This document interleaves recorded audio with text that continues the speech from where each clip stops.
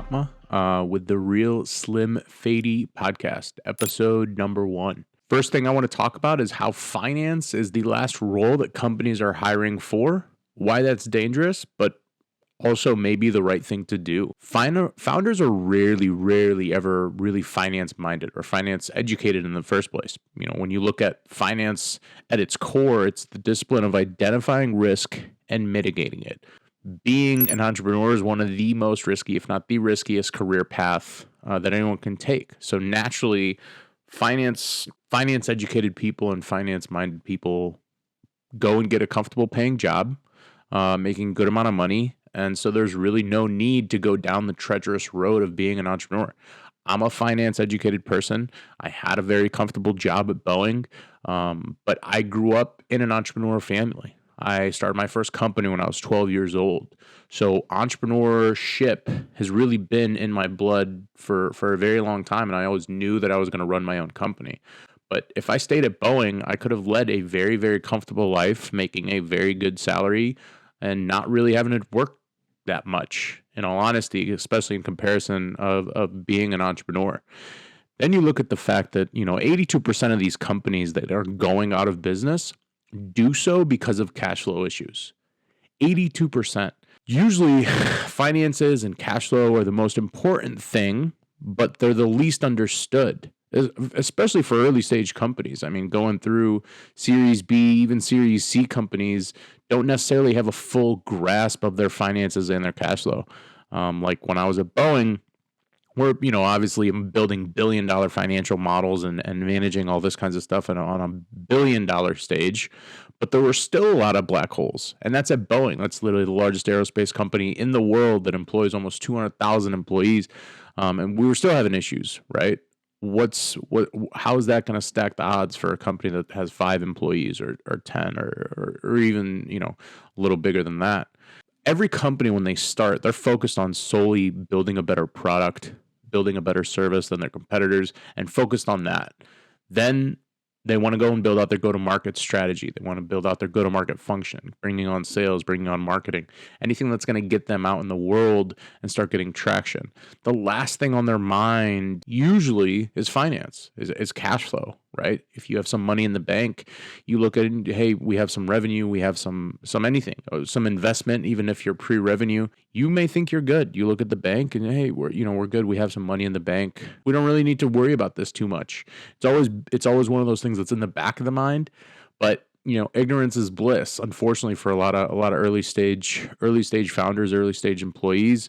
And if you don't have to face the problem, it's not there, right? But if you hire a finance person too early who isn't the right fit for your company, who isn't so ingrained with the operations, so ingrained with the creativity of what numbers can actually do for a company, of how you can new pricing strategies, new market analysis, new things like that, they could derail things pretty quickly. So, hiring finance people is an extremely difficult thing, especially for founders that don't really understand the finance world or the finance, discipline at all. Companies can't bargain shop for finance people. You shouldn't be finding someone that's right out of college with an accounting degree and say, hey, that's our VP of finance.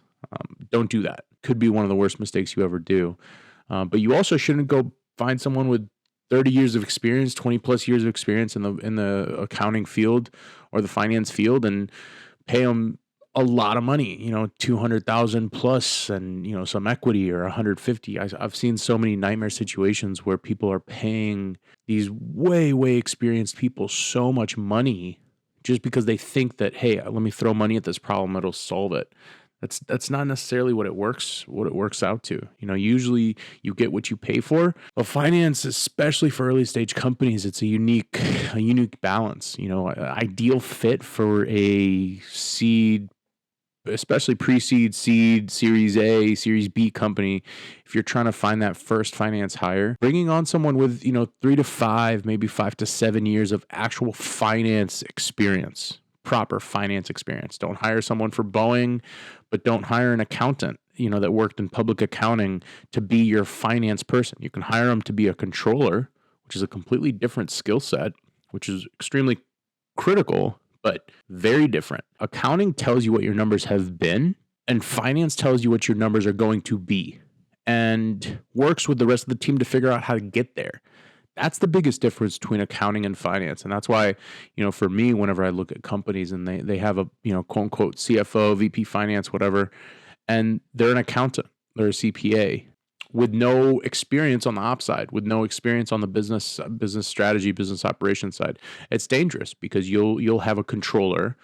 And that should be their title. Their title should be controller. It's managing the books, managing the taxes, making sure everything's in compliance. Very, very important role, but at the same time, it's very different than finance. And companies need someone who's going to be so tied in with the operations of the company that they'll be able to know exactly all the levers that need to be pulled or pushed to get the company to where it needs to be. That's what finance is. That's what finance needs to be for a growth stage company, for a growing company.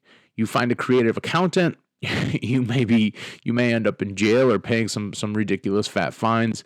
Finding a creative person, though, creative finance person, can help take your company to the next level and maybe even level up multiple times, right? Being able to understand, hey, if we tackle this go-to-market from this angle, we can charge more money. Or if we tackle it using this resource, it's going to cost us less money. There's so many different ways that you can look at things, and finance people really need to be really focused on the operations of the company and so tied in there, especially for early stage companies and even for later. I mean, it's not like that skill set should change.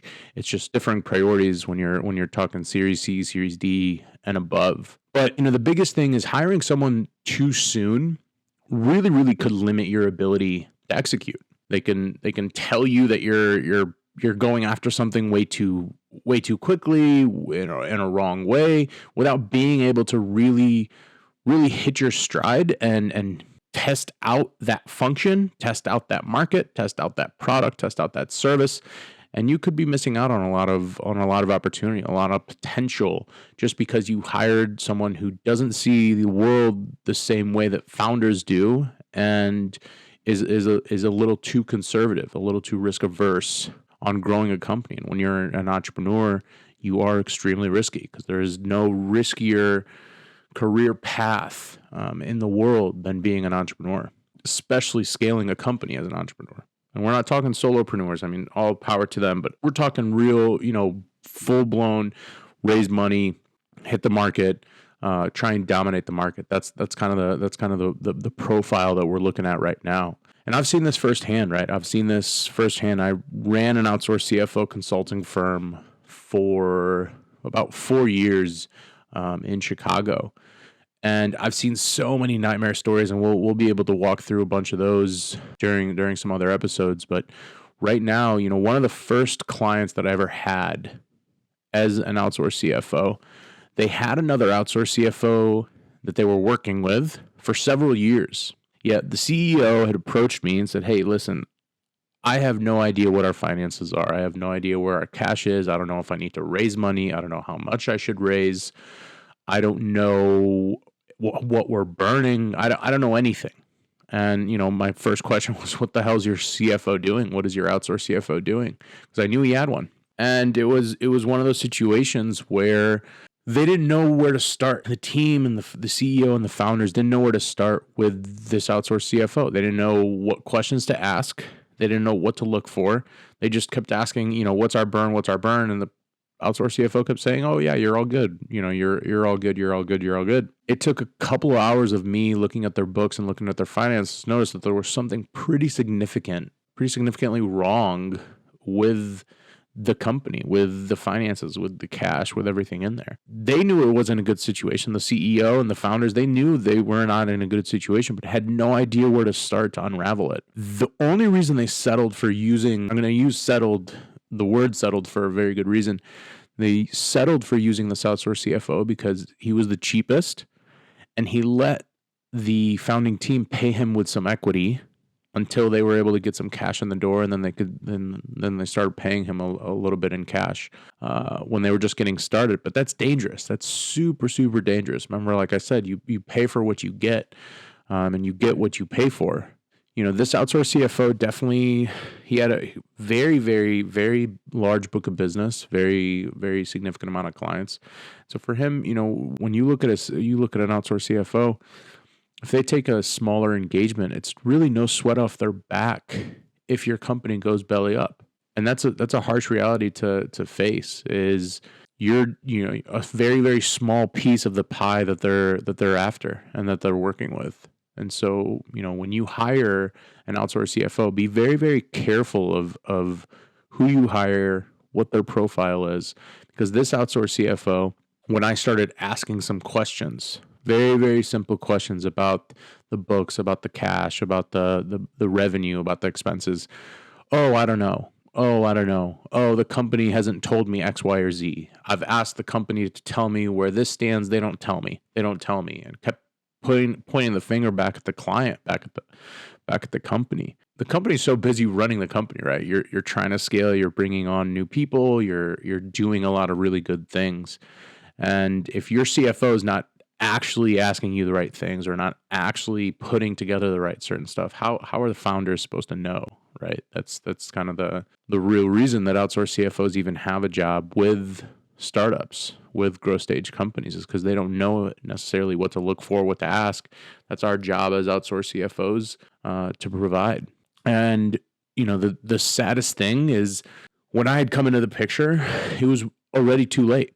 It was already too late. The company was too far gone. They'd been hemorrhaging cash for far too long, and they ended up going belly up. They had 18 employees that all lost their job. They had a team of 3 founders that they all parted ways. It ruined a lot of stuff. It ruined a lot of very, very good. And this was a successful company, from the outside, right? They were making almost $10 million a year. Very quick growth. From the outside, it looked like a really good company. But when you have an outsourced CFO, when you have a finance talent that isn't there really, really ingrained in the operations, that's the kind of stuff that can happen. That's the kind of stuff that's scary when you look at the actual growth of your company. And it could all, you could have the best product, you could have the best go-to-market, your marketing and sales could be phenomenal. But if you don't know what's actually coming in the bank on a monthly basis or a weekly basis, and definitely on an annual basis, it could cost you the company, right? It really could cost you the company. And that's why it's dangerous for companies not to hire finance until it's the very last thing they do, right? Some Series A VCs, investors, they won't even give you a Series A check unless you have a CFO, or they will even in place a CFO that they work with, they use for their portfolio companies. It could be an outsourced CFO, which is not an issue at all. It's just you have to be very, very careful of what this finance person is going to be doing for your company, because it could really, really either stymie your growth or help you really propel to the next level. On this podcast, we're definitely going to be leaning into a lot of finance stuff, a lot of business stuff, a lot of growth stuff, really what's going to help companies hit the next stage, hit the next level that they want to hit, and really go after what they wanted to go after. Keep in mind, founders, although you're not finance focused, you're not finance minded. If you're not, that's not the end of the world. You can find people. There are a lot of good outsourced CFOs. Make sure they're actual CFOs. Make sure they're actual finance educated, finance experienced people. And if you do hire someone, don't pay them these crazy salaries with this crazy stuff if you haven't seen them do real work. You need to know that they've scaled the company. If they're asking for these crazy salaries, if they haven't, and they're young and they're hungry and they're really trying to prove themselves, by all means go after it. But they need to be finance people. Don't hire a CPA that worked at one of the big 4 just because they were in audit. Anything corporate accounting. Get someone who's actually a finance hire, a finance-minded person, and that really could be a game changer for your company. It'll allow your company to really, really hit its stride, knowing all the levers that you're pulling and pushing, and it'll make fundraising a lot easier. When you're fundraising and you don't have someone in charge of your finances or your cash or your model or your projections, it's damn near impossible to have those conversations with the investors, because the number one thing is know your numbers. Founders, CEOs, founding team, you have to know your numbers. If you don't have anyone that's actually organizing that, it's difficult to actually know your numbers, and investors know that immediately off the first meeting. They'll know if you're on top of all your numbers or if you're not. So be very, very careful on when you're putting in finance into your company, who you're putting into that role, and how you're actually leveraging. Give them metrics, give them actual KPIs that you're tracking them on.